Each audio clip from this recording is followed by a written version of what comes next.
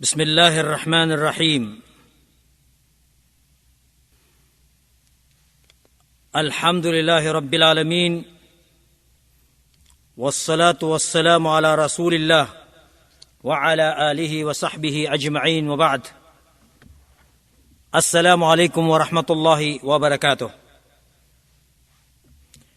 Mga kapatid, panibagong aral ang tatalakay natin ngayon dito at ito ay ang isang napaka-importanting mga paksa na dapat lamang pag-ukulan natin ng pansin at pagpapahalaga dahil ito ay tumutukoy sa ating pananampalataya. At ang pananampalataya ang siyang pinakamahalagang pinapahalagaan natin. Dahil kahit paman na ginagampanan natin ang mga tungkulin natin, kung hindi maganda ang ating pananampalataya, ay maaring ito ay mawawala ng kabuluhan. Ang tinutukoy kung napakahalagang paksa natin sa ngayon ay ang tungkol sa at-tauhid. Ang ibig sabihin nito sa Tagalog ay ang kaisahan ng Allah subhanahu wa ta'ala. Ito ang siyang pinakapangunahing aral ng lahat ng mga propeta. Ito ang unang itinanim nila sa puso at isipan ng kani-kanilang mga mamamayan. Ang propeta Muhammad SAW, bago pa man tumanggap ng mga kapahayagang pantungkol sa mga obligasyon o tungkulin, na unang itanim ng propeta SAW sa puso ng bawat isa sa kanyang mga kasamahan ang tungkol sa kaisahan ng Allah subhanahu wa ta'ala. Kaya, bibigyan natin dito ng linaw kung ano ang ibig sabihin ng at-tauhid. Ang tauhid ay ang pagbukod tangi sa Allah sa pamamagitan ng pagsamba na huwag magbigay ng katambal sa Kanya ng anumang paman. Sa madaling sabi, ang ibig sabihin ng tauhid ay ang lahat ng uri ng pagsamba ay dapat lamang natin iukol sa Allah subhanahu wa ta'ala dahil siya lamang ang tanging karapat-dapat pag-ukulan ng ito dahil siya lamang ang tunay na nag-iisang Diyos. Ito rin ang siyang dahilan kung bakit tayo nilikha ng Panginoong Allah. Batay sa sinabi niya sa banal na Quran, وَمَا خَلَقْتُ الْجِنَّ وَالْإِنسَ إِلَّا لِيَعْبُدُونَ. At walang dahilan, sabi ng Allah subhanahu wa ta'ala, ng paglikha ko sa jin at sa tao kundi upang ako ay kanilang sambahin. Ito ang sinasabing tauhid. Ang sambahin lamang ang Allah subhanahu wa ta'ala. At ang tauhid na ito ay hindi magiging ganap kundi maisaalang-alang ang dalawang saligan nito. Saligan ng banal na salita na tauhid. At ito ay ang pagtatakwil doon sa unang saligan ng kalimat at tauhid, la ilaha, walang Diyos. Nang ibig sabihin nito ay ang pagtatakwil, dapat nating itakwil ang lahat ng mga diyos-diyusan. Marami kasi ang mga sinasamba ng mga tao na mga diyos-diyusan. Ibig sabihin ng Diyos-diyusan ay hindi totoo mga Diyos. At ang ikalawang saligan nito ay ang kabuuan ng kalimat at tauhid, illallah, maliban sa Allah. Ang ibig sabihin, maliban sa Allah, siya lamang ang tanging nag-iisang Diyos. Ito ay bilang pagpapatotoo na siya lang ang nag-iisang Diyos na karapat-dapat pagsambahin sa lahat ng uri ng pagsamba. Kaya ito ang ibig sabihin ng tauhid. Ifradullah subhanahu wa ta'ala bil ibadah, fala yushraku bihi shay. Kailangan nating ibukod tangi lamang sa Allah ang pagsamba nang walang pagtatambal ng anupaman sa Kanya. Para maging malinaw at maliwanag ang ibig sabihin ng tauhid, tatalakay natin dito ang tatlong uri ng tauhid. Ginawang tatlong uri upang maging napakaliwanag ang ibig sabihin ng kaisahan. Kaya ang unang uri nito ay ang tauhid ar-rububiyah, ang kaisahan ng Allah sa kanyang mga gawain. Ito ang maliwanag na ibig sabihin nito, ang kaisahan ng Allah sa kanyang pagkapanginoon. Ang ibig sabihin ay ang kaisahan ng Allah sa kanyang mga gawain. Pangalawa, tauhid al-uluhiyah, ang kaisahan ng Allah sa kanyang pagkadiyos. Nang ibig sabihin, ang kanyang kaisahan sa pagsamba sa kanya. Ang ikatlo, tauhid al-asma wa sifat, ang kaisahan ng Allah sa kanyang mga pangalan at katangian. Isa-isayin natin para lalo pang maging malinaw sa atin ang sinasabing kaisahan ng Allah. Ang kaisahan ng Allah sa kanyang pagkapanginoon, ang ibig sabihin ay ang kaisahan ng Allah sa kanyang mga gawa, na siya yung lumilikha, siya yung bumubuhay, siya yung bumabawi ng kamatayan, tumutustos, nagpapaulan, namamahala sa sanglibutan na ito. Patungkol ito sa lahat ng kanyang mga gawa. At ito ay kinilala at tinanggap ng mga hindi Muslim, maliban pa sa mga Muslim. Ang ibig sabihin, ang lahat ng may makadiyos na katuruan ay kumikilala dito. Ang mga Hudyo, kinikilala nila ang kaisahan ng Diyos sa kanyang mga gawa. Ang mga Kristiyano, kinikilala nila, tinatanggap na ang Diyos, na ang Allah, ang siyang lumikha sa atin, ang tumutustos sa atin, ang namamahala sa atin, ang lahat. Kaya nga, matutungayan sa banal na Quran, sa surat Yunus, aya 31, sinabi ng Allah subhanahu wa ta'ala, "Qul, may yarzukukum minas sama'i wal ard, am may yamliku as-sam'a wal absara, wa may yukhrijul hayya minal mayyit, wa yukhrijul mayyita minal hayy, wa may yudabbirul amr, fasayakuluna Allah, faqul afala tattaqun." Sabi ng Allah subhanahu wa ta'ala, sabihin mo o Muhammad, sino ang tumutustos sa kanila mula sa kalangitan at kalupaan, at sino ang may hawak ng pandinig at paningin, at sino ang nagpapaluwal ng buhay mula sa patay at nagpapaluwal ng patay mula sa buhay, at sino nga ba ang namamahala ng lahat ng bagay? Katiyakang sila ay nagsasabi, ang Allah. Kaya sabihin mo Muhammad, hindi ba sila nagkakaroon ng tunay na takot? Sa sinabi niyang, fasayakuluna Allah, katiyakang sasabihin nila, ang Allah. Ibig sabihin, ang lahat ng katangian ng Allah na ito na nabanggit, na siya yung tumutustos, namamahala ng ating pandinig at paningin, nagpapaluwal ng buhay sa patay, at ng patay mula sa buhay, namamahala ng lahat ng bagay, ang Allah subhanahu wa ta'ala. Napakarami pa mga talata sa Quran na matutunghayan dito ang nagpapatotoo na kinikilala ng mga Hudyo at ng mga Kristiyano ang pagkapanginoon ng Allah. Ang ibig sabihin ay ang tungkol sa kanyang mga gawa.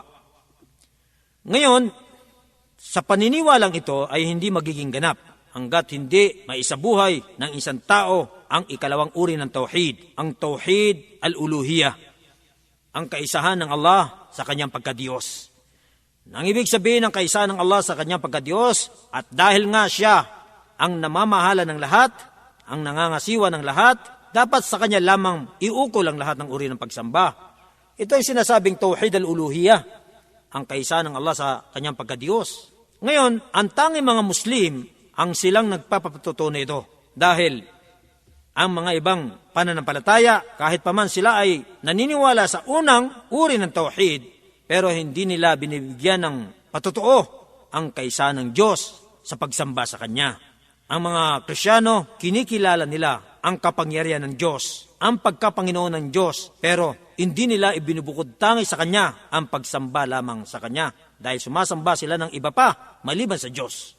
Kaya hindi nila na ibibigay sa Kanya ang tunay na Kanyang karapatan na sambahin lamang siya. Kaya, ang ibig sabihin ng tauhid al-uluhiyah, ibaling ang lahat ng uri ng pagsamba sa Kanya lamang. At alam natin na napakauri o napakarami ng uri ng pagsamba. Pagdarasal, pagkaayuno, pagpapatira pa, panunumpa, pagpanata, pag-alay ng hayop, ano pa man, lahat ng ito ay pagsamba na dapat iukol lamang sa Allah subhanahu wa ta'ala, dahil siya ang tunay na nag-iisang Diyos na karapat-dapat sambahin. Sa madaling sabi, ang ibig sabihin ng ibada ayon sa pagsasalaysay ng Sheikhul Islam na si Ibn Taymiyyah, kahabagan nawa siya ng Allah, maraming nagbigay ng paliwanag tungkol sa ibada, pero dahil sa mas madali ipaliwanag itong pagpapaliwanag ni Sheikhul Islam Ibn Taymiyyah, ito na lang yung ipapaliwanag natin dito. Sinabi niya na ang ibada ito ay pangkalahatang katawagan sa lahat ng kinalulugdan ng Allah, kinagigiliwan sa mga salita at mga gawa, maging lantad o patago. Sinabi niyang lahat ng kinagigiliwan kinalulugdan ng Allah na salita at gawa. Pagka nakapagsalita ang tao ng maganda, ito ay ibada. Kahit paman ito ay patago, ibig sabihin, kahit paman sa isipan niya, may balak siyang sabihin na mabuti, ibada na yun. Ang ibig sabihin ng ibada ay may nakalaan na gantimpala. Ganon din yung gawa. Yung lantad, ibig sabihin, yung ginawa niya na mabuti, may nakalaan na gantimpala. At yung gawa na nakatago, ibig sabihin, hindi niya nagawa, pero may balak siyang gawin ito. Ito ay matatawag din na ibada. Kaya ang lahat ng lumalabas sa bibig ng tao na mabuti, ang lahat ng nagagawa ng tao na mabuti ay itinuturing na ibada. At ito ang siyang dahilan kung bakit nga tayo nilikha ng Allah. Sabi ng Allah subhanahu wa ta'ala, وَمَا خَلَقْتُ الْجِنَّ وَالْإِنسَ إِلَّا لِيَعْبُدُونَ. At ang ikatlong uri na tatalakay natin dito, uri ng tauhid, ay ang tauhid al-asma wa sifat. At ito ay ang kaisahan ng Allah na kanyang pinatunayan sa kanyang sarili o ang pinatunayan ng isa sa kanyang mga propeta o sugo mula sa mga pangalan at katangian nang walang pagtutulad at pagbigay ng ibang kahulugan. Ang Allah subhanahu wa ta'ala ay sinabi sa Suratul Ikhlas, ang sabi niya, Kul huwallahu ahad, Allahu samad, lam yalid, walam yulad, walam yakul lahu kufuwan ahad. Nang ibig sabihin mo o Muhammad, siya ang Allah, ang nag-iisa, ang Allah ang sandigan ng lahat. Hindi siya nagkaanak at hindi siya pinanganak. At sa kanya ay walang makatutulad na ano paman. Dito sa napaka-igsing kabanata na ito na Suratul Ikhlas ay punong-puno ng kaisahan ng Allah. Dahil tumutukoy ito sa kanyang pagiging Diyos, pagkapanginoon at sa kanyang mga katangian na walang makatutulad sa kanya. Matutunghayan natin sa Surat Al-Araf, aya 180, sinabi ng Allah subhanahu wa ta'ala, وَلِلَّهِ الْأَسْمَاءُ الْحُسْنَى فَادْعُوهُ بِهَا وَذَرُوا الَّذِينَ يُلْحِدُونَ فِي أَسْمَائِهِ سَيُجْزَوْنَ مَا كَانُوا يَعْمَلُونَ. Ang ibig sabihin nito, taglay ng Allah ang mga magagandang pangalan. Kaya manalangin kayo sa Kanya sa pamamagitan nito at talikuran nyo yaong mga taong itinatakwil ang mga pangalan ng Allah at katiyakang sila ay magkakamit ng gantimpala sa lahat ng kanilang mga ginagawa. Sa sinabi niyang taglay ng Allah ang mga magagandang pangalan, pinatunayan ng Allah SWT na siya ay maraming pangalan. At ang mga pangalan na ito ay hindi natin pwedeng ipangalan sa kanino man. Dahil siya lamang ang may karapat-dapat na magkaroon nito. Ito ang ibig sabihin ng kaisahan ng Allah sa kanyang mga pangalan. Halimbawa, ang ilan sa kanyang pangalan, Ar-Rahman, Al-Ghafur, Al-Latif, hindi pwedeng ipangalan sa kanino man. Kaya para maging ganap ang pagiging isang alipin natin, ito ay dadagdagan ng Abdullah, Abdurrahman, Abdul Ghafur, Abdul Latif. Lalagyan ng abd bilang patutuo na tayo ay alipin lamang niya. Kaya ang lahat ng mga pangalan ng Allah na nabanggit sa Quran, na ipahayag ng Propeta sallallahu alaihi wasallam ay hindi natin pwedeng angkinin dahil siya lamang ang may karapatang umangkin sa mga pangalang ito dahil sa kanya lamang tumutugma ang kanyang pangalan. Maaari pagka hindi lalagyan ng al, katulad halimbawa ng Ghafur, sa mga ibang mga scholar, pinahintulot kung walang al, Ghafur, pero hindi pa rin gaano maganda. Kasi ang ibig sabihin, halimbawa, Ghafur, mapagpatawad, may tao na ang pangalan Ghafur, pero hindi naman mapagpatawad Meron Ar-Rahim, mahabagin, pero hindi naman mahabagin. Malupit yung tao. Kaya, ang pangalan ng Allah ay tumutugma sa kanyang kadakilaan. Al-Ghafur, tunay na siya ay mapagpatawad. Ar-Rahim, tunay na siya ay mahabagin. Kaya hindi natin pwedeng angkinin ang kanyang natatanging mga pangalan. Dito sa Surat Ash-Shura, aya 11, sinabi niya, Laysa kamithlihi shay wa huwa as-sami'ul basir. At walang makakatulad sa kanya na ano paman, siya ang nakaririnig at nakakakita. Wala siyang katulad. Halimbawa, sinabi niya dito, siya ang nakakarinig. O, tayo nakakarinig din. Pero magkaiba, may limitasyon ang ating pandinig. Kahit pa man sabihin natin na pareho yung pagtawag, siya nakakarinig din tayo, siya ay nakakakita rin tayo, Pero magkaiba. Tayo may limitasyon ang ating pandinig. Ang Allah subhanahu wa ta'ala ay walang limitasyon. Ganon din yung pagtingin. Ang pagtingin natin ay may limitasyon sa kabila ng kwarto, hindi natin nakikita. Samantalang Allah subhanahu wa ta'ala, nakikita niyang lahat. Mayroon ngang sinabi na ang isang langgam na napakaliit na itim, nasa gitna ng napakalaking bato na itim, at nasa kalagitnaan ng dilim, yung madilim na madilim. Kung sa pangkaraniwang pagtingin, katulad natin, hindi natin makikita ang isang napakaliit na langgam na itim sa gitna na napakalaking bato na itim at sa kadiliman. Hindi natin makikita dahil may limitasyon ang ating pagtingin. Samantalang Allah subhanahu wa ta'ala, nakikita niya dahil walang limitasyon ang kanyang pagtingin.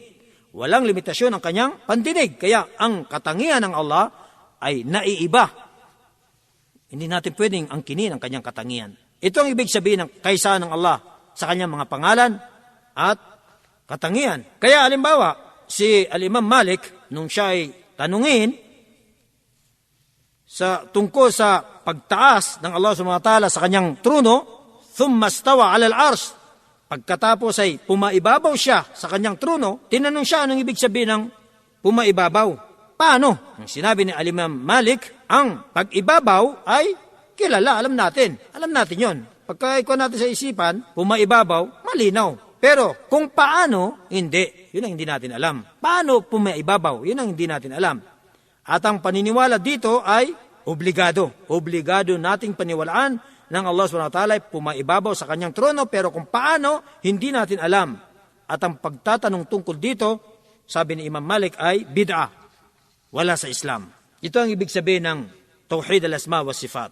Kaya yung tatlong uri ng Tauhid, ang kaisa ng Allah sa kanyang Panginoon, pagka-Panginoon, yun yung Tauhid al-Rububiyya, na tumutukoy sa lahat ng kanyang mga gawa. Pangalawa, Tauhid al-Uluhiyya, ang kaisa ng Allah sa kanyang pagka-Diyos. Ito naman ay tumutukoy sa lahat ng uri ng pagsamba na dapat iukol lamang sa kanya. At ang ikatlo ay ang Tauhid al-Asma wa Sifat, ng lahat ng kanyang mga pangalan at mga katangian, ay siya lamang ang dapat umangkin nito dahil siya lamang ang karapat-dapat nito.